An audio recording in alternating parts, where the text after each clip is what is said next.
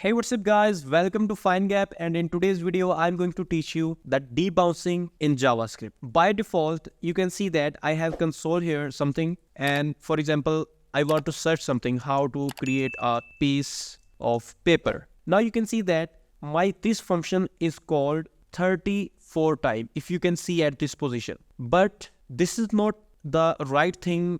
If you want to show auto suggestions, then what will be happen? 34 requests will be sent to your server.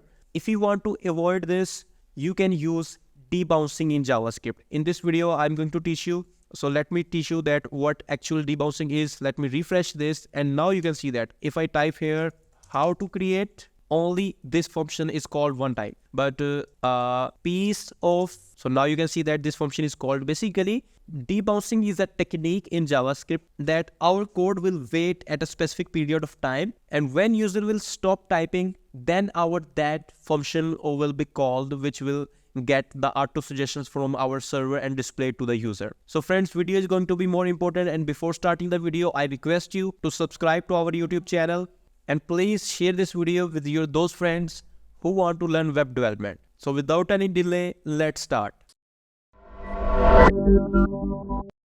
So first of all, you can see that here I have a basic file with .php extension. I will create a basic HTML structure here, and inside this I will create an input of type text, and on key up, not key press but on key up, we will call a function, and I'm going to name this better function. So here you can see that we just have called a function. Now the next step is a little bit tricky. Let me create a script tag here. So first of all, I will type here constant, and I will copy this function name and paste here. This is not a variable. This is a variable, but we will store a callback function inside this is equal to, and here I will type here my debounce, and this will take two parameters. The first parameter, the function that we want to run when user will stop typing, and the second one is the time. So first of all, let me type here get data. Basically, this is our actual and original function that we want to call when user will stop typing, or the function that we want to call after a specific period of time. So let me copy this simply and paste here function get data, and here I'm going to type here console.log actual function is called. So in this example, we just have to console this. Obviously, you can write here your logic to fetch the suggestions from your server and display it to the user, but I'm just going to console this. So here we have to type our actual function, but before this, let me type here a timer, 1000 milliseconds, which means 1 second. Let me copy this function name and paste here, and here I will type call. This will accept the callback function that we have passed, and similarly the time. Now inside this function, we have to write our main logic for debouncing. First of all, I will type here let timer is equal to null. By default, this variable will be null. Now my debounce function will return a function.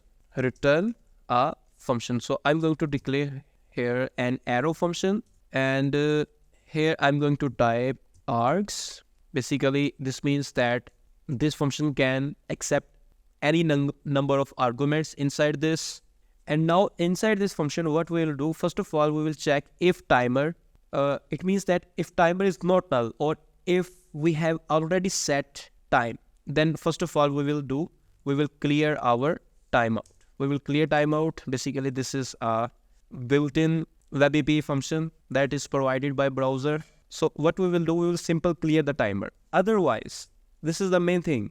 So here I will type timer, the variable that we set is equal to set time out, and here you can see that my VS Studio auto completed this. Basically, set timeout function again take two parameters. The first one is a callback function that you want to execute after a specific number of time, after specific period of time. And the second thing is timeout, that after how much period you want to call this function. So basically inside this, I will simply copy this t variable, means the time period that we have passing at this position. And here what we will do, we will type here call and we will execute this. Basically, this call is a parameter that is passing, that we are passing in my debounce function, and this parameter is getting the actual function get data that we want to call after a specific period of time. So basically here we are directly calling get data function. And obviously inside this you can type here arguments, and this means that if your get data function will contain arguments, for example, you type here this, so obviously you can get this element inside this function, but I'm not going to do that. And after this, we have to clear our time. Timer is equal to null. So basically we have completed our logic. Now let me run my browser, and here I will type here localhost and learn, not learn but find gap. I will right click and click on inspect and console. So now here you can see that basically by default, if we will call this get data function on key up, it means that if you type 100 letters, then the get data function will call 100 times. But now this time let me show you. So for example, I will search here how to create. Okay, you can see that this function is called, let me show you again, a dummy. So this function is called only single times. But if I will not use this my debouncing method and directly call the get data function. Now let me copy here, and now you can see that how to create.